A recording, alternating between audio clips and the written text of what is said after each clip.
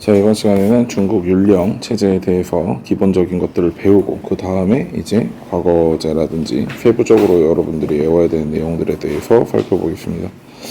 자, 우선 율령은 좀 이따 설명을 할 거지만 율령 격식이라는 그런 말을 줄여서 율령이라는 표현을 써요. 율령이 원래 설립된 것 자체는 진나라 때와 한나라 때 각각 서로 다른 사상을 받아들이면서부터 시작이 됩니다. 진나라 때는 우리가 이미 알다시피 법가를 받아들이고 법가 외의 모든 사상들을 탄압하는 분서갱유를 펼쳤어요. 기억하죠? 법가는 기본적으로 어떤 융통성이나 이런 걸 전혀 발휘하지 않고 바로 이제 강제적으로 그 다음에 말을 듣지 않으면 형벌을 중심으로 때려버리는 게 법가라면, 반대로 유교에서는 도덕적 자발성을 통해서 사람의 행동이 교정되기를 바라는 거고요. 아무래도 여기는 행정법을 위주로 발달을 하게 됩니다. 그러다 보니까 이제 법가만으로도 다스릴 수도 없고 단순히 또 유가만으로도 다스릴 수 없겠죠.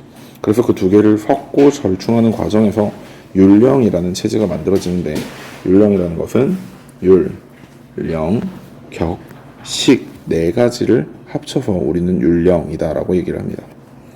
율은 형법입니다. 형법. 그리고 령은 행정법입니다. 이 두 개가 가장 중요하기 때문에 줄여서도 율령이라고 이야기하고 있는 것입니다. 자, 그럼 율령의 율에는 뭐가 있나? 태장도유사라는 5가지 형벌이 있고요. 패고, 좀 더 무거운 걸로 패고, 문신시키고, 유배 보내고, 사형 때리는 그런 것들. 그 다음에 유교적 원리. 여기서는 연장자나 신분차 등, 즉 이제 완전히 진나라 시대의 법가적인 것만 있는 게 아니라 형벌은 법가에서 나온 거지만 거기에 유교가 섞여 들어가서 연장자를 우선하고 신분에 대해서 차등을 주는, 다시 말해 일반인이 노비를 죽였을 때보다 노비가 일반인을 죽였을 때 더 문제가 되는 그런 상황들이 생기는 거죠. 연장자라는 것도 아빠가 아들을 죽였을 때보다 아들이 아빠를 죽였을 때 더 무거운 형벌이 내려지는 그런 형태인 겁니다. 령은 국가의 운영을 어떻게 할 것인가에 대한 고민이죠.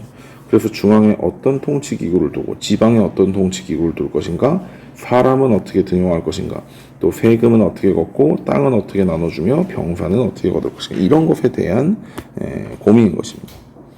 그리고 그것이 이제 시간이 지나면서 개정되거나 추가되거나 보완되는 과정에 격이 생기는 거고요. 실제로 어떻게 세부적으로 시행해야 된다라는 것을 식이라고 이야기하는 것입니다.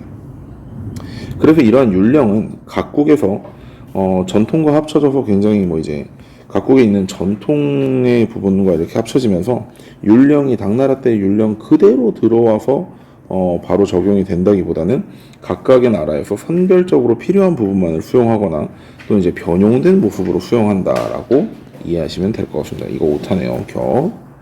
여러분들 프린트는 이게 아닐 겁니다. 고쳤을 거예요, 제가. 자, 그러면 이제 당나라의 중앙통치제도부터 한번 살펴보겠습니다.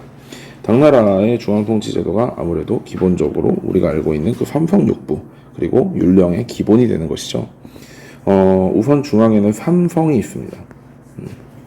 중서성과 문화성에서는 정책을 심의하고 의결하고요. 그 다음에 상서성에서는 실제 행정 업무를 보는 이부, 호부, 예부, 병부, 형부, 공부를 직접 주관을 하는 곳입니다. 여러분들에게 이런 식으로 금을 그어라 라고 이야기했던 거가 기억이 나네요. 기억나죠? 그리고 지방은 군현제에서 이름이 바뀐 주현제가 되었습니다. 주현제. 군현제가 똑같습니다. 이름만 바뀐 거예요. 자, 그럼 삼국시대를 한번 볼게요. 율령, 이 당시의 율령은 이제 당나라의 율령을 받았다라는 말은 할 수 있을까요? 없을까요? 그렇죠. 율령이란 건 당나라 때 완성이 된 거지, 당나라 이전에도 법가와 유가를 섞으려는 노력들은 분명히 있었어요. 백제나 고구려나 신라 때 들어온 율령들은 당의 영향을 받은 것은 아니다 라는 걸 알아두면 좋을 것 같습니다. 자, 그래서 백제는 당연히 누가? 고이왕이 3세기, 소수리망은 4세기, 신라 법흥왕은 6세기에 율령을 도입했고요. 통일신라 시대를 보면 중앙에서는 13부가 있었는데 13부 중에 하나 기억해야 되는 거, 사정부가 좀 중요할 것 같습니다. 왜냐면 이게 감찰기구인데요. 나중에 감찰기구들만 따로 한번 묶어서 볼 거기 때문에 이거 중요하고요.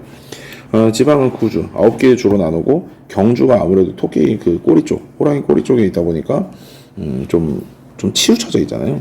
그러다 보니까 그 수도의 기능을 분산시켜서 각 지역을 조금 더 잘 다스리기 위해서 이런 오소경을 설치를 했고, 자, 그다음에 발해는 중앙은 삼성육부, 당나라의 제도를 거의 그대로 가져왔는데요. 이름이 다르죠. 이름이 다릅니다. 중대성, 정당성, 선조성 이라는 세 가지 이름이 있고요. 그다음에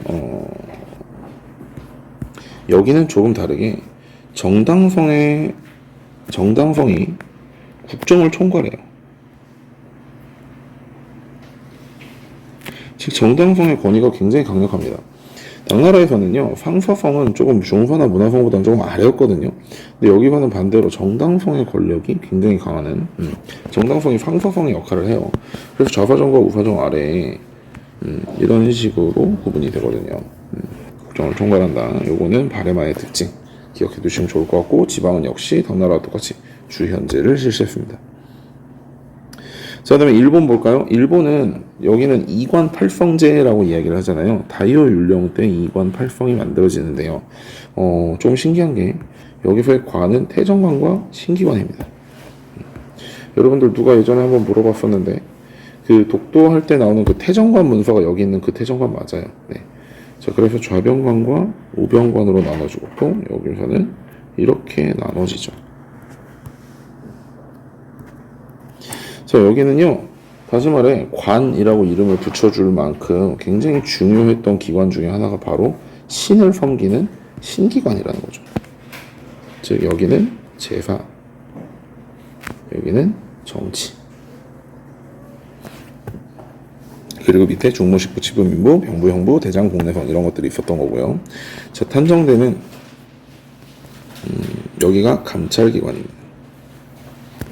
오위부는 궁성을 수비하던 기관이고요. 요거는 다른 동네 감찰들하고 엮여서 어사대, 중령대, 산정대, 사정부 이렇게 묶여서 잘 나오기 때문에 기억해두면 좋을 것 같습니다. 자, 우선 율령에 대한 기본 설명은 끝났고요. 요 다음 영상에서 세부적으로 우리가 이제 과거제라든지 또는 인재 선발 제도라든지 또 세금 제도라든지 땅을 나눠주는 제도라든지 그런 것들에 대해서 한번 살펴보겠습니다. 자, 여러분 안녕.